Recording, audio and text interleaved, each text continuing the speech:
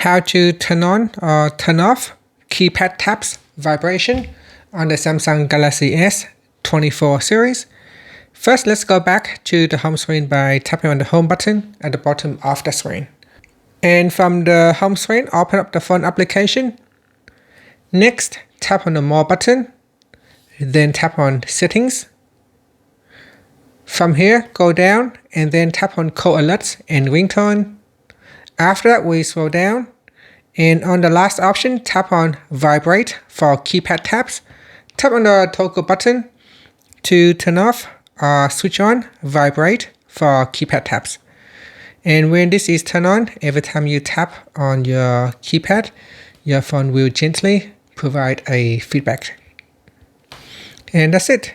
Tap on the home button to go back to the home screen. Thank you for watching this video. Please like and subscribe to my channel for more videos.